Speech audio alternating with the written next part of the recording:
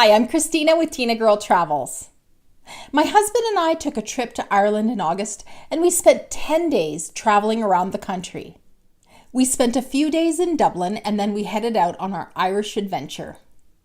In this video, I'm going to show you the routing that we took, the distances and approximate times it took to drive, as well as some amazing things we saw along the way.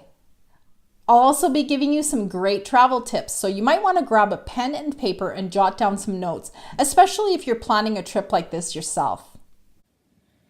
We arrived in Dublin at 8:20 a.m. At the airport, we purchased a 3-day freedom ticket. It cost €28 and gave us 3 days of unlimited travel. It was valid on the Dublin bus tour, hop on, hop off, and all the city buses, including Airlink and Expresso. It was totally worth it. From the airport, we took a bus to our B&B called the Flyover Bed and Breakfast. It was directly on the public bus route from the airport to downtown Dublin. Tom was our host, and I highly recommend staying there. We spent 3 nights there. It was absolutely beautiful, with a bus stop right across the street. 2 to 3 days in Dublin will give you a chance to see lots of the highlights. Walk along the River Liffey into the Temple Bar area. Have a pint, listen to music, pop into the shops. Make sure you visit Trinity College and go see the Book of Kells and the Old Trinity Library. We also went to Dublin Castle as well as Dublina to check out Dublin's Viking and medieval past. We utilized the hop-on, hop-off bus, and that took us past most of the great sights of Dublin. Ireland is an island country. It's about the size of the state of Indiana, 280 kilometers wide, 486 kilometers long. It's made up of the Republic of Ireland, which is part of the EU and uses euros, and Northern Ireland, which is part of the UK and uses pounds. We decided to do a day trip from Dublin to Howth, which is a village about a half-hour's train ride away. Howth is a peninsula stretching out into the Irish Sea. It's a laid-back fishing village with great restaurants and seaside walking. It's also known for its amazing hikes. Unfortunately, we weren't very prepared for the downpour of rain that greeted us when we got off the train. We spent the morning walking around the waterfront piers and had fish and chips at the Fish Market Seafood Restaurant for lunch before heading back to Dublin for the afternoon.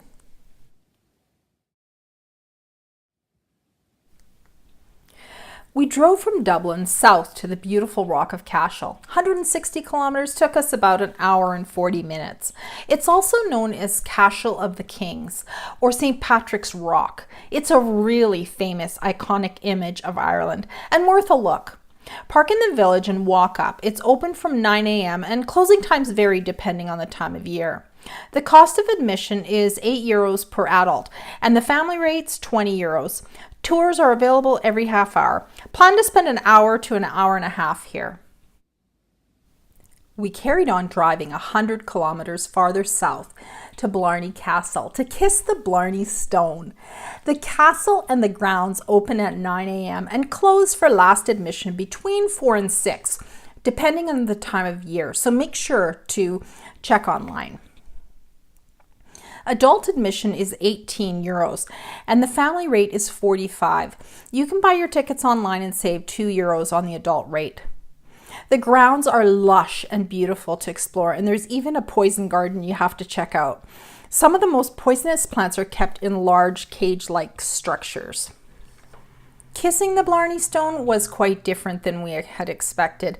In fact, we had no idea what to expect. First, you climb to the top of the castle through a narrow, winding staircase. My hubby got a bit freaked out and stepped aside on one of the levels for a bit. I carried on but had my own moments of anxiety. Finally, you pop out on top and the view is stunning. We were surprised at the location of the stone and what's involved in kissing the thing.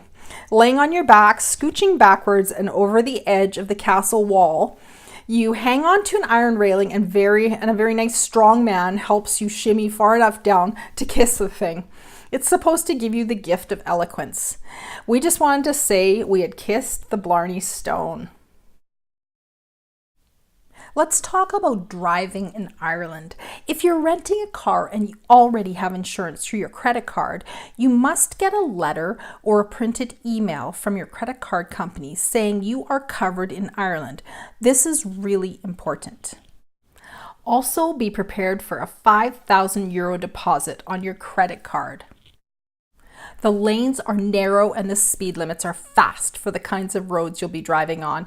You won't believe your eyes the first time you see 100 or 120-kilometer-an-hour signs on narrow laneways. Not only that, but there's rarely a shoulder at the side of the road, and you'll also see dogs, sheep, or cows meandering or laying on the road for a nap. Anytime we hopped into the car, we went over the rules of driving. Drive on the left. Driver keeps his body in the center of the road, and wide right and tight left turns. Take your time and don't get distracted. The rest stop areas are amazing. Lots of little restaurants and great places to just take a break. Look at these beautiful roads. They're just so picturesque. Back on the road, we stayed in the village of Macroom at the Riverside Park Hotel. It's about 30 minutes outside of Cork. This area is rich in history with lots to see in the area. From Macroom, we took a day trip through Cork down to Cobh and then over to Kinsale.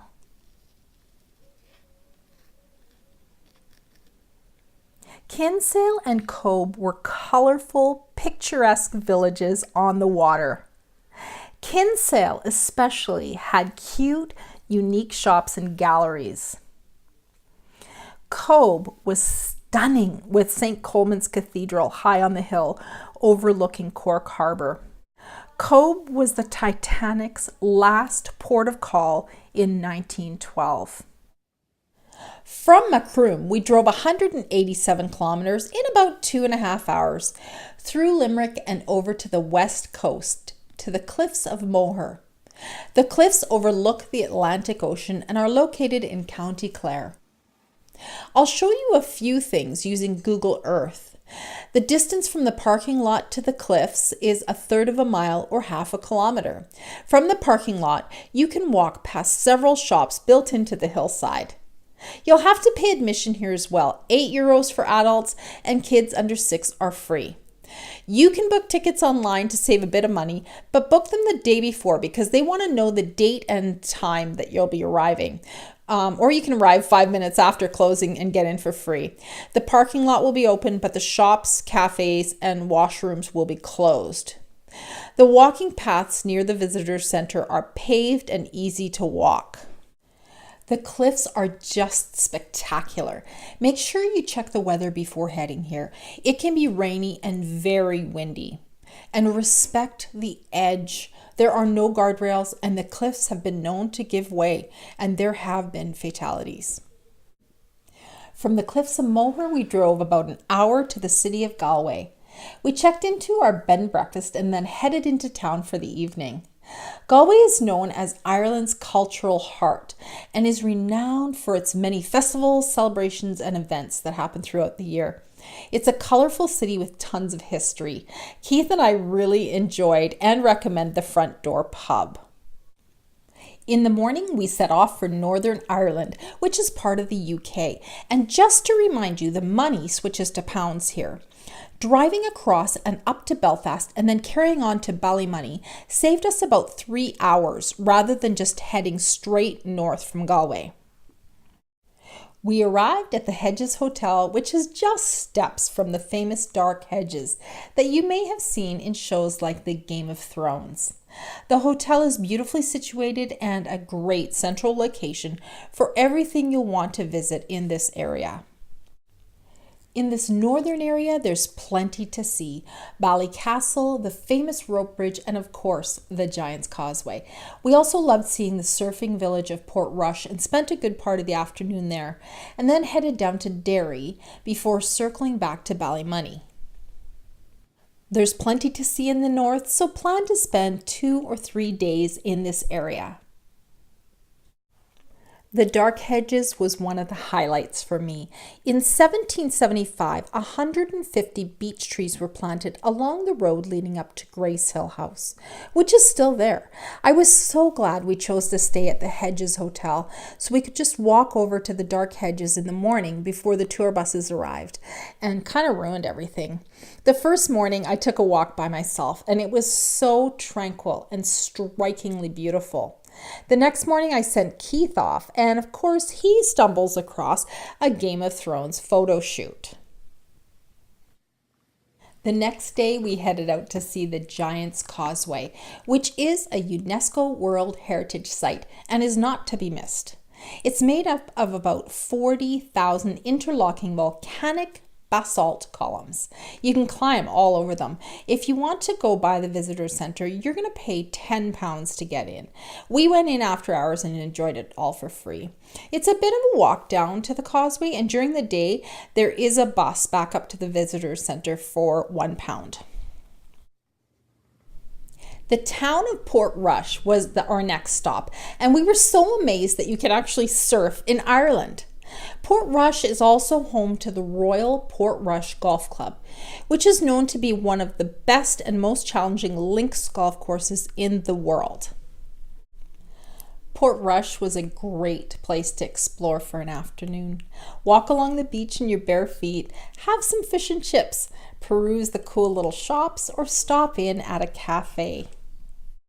Portrush started out as a fishing village, and now it's a very popular holiday destination for people from all over the world. From Northern Ireland, we drove south to Belfast, where we spent a full day exploring the city using the hop-on, hop-off bus tour. It was a rainy day, so we decided to get off the bus at the Titanic Museum. Admission is in pounds, $18.50 per adult and £45 for a family of 4. This is where they actually built and launched the Titanic. It was really fascinating and totally worth the visit.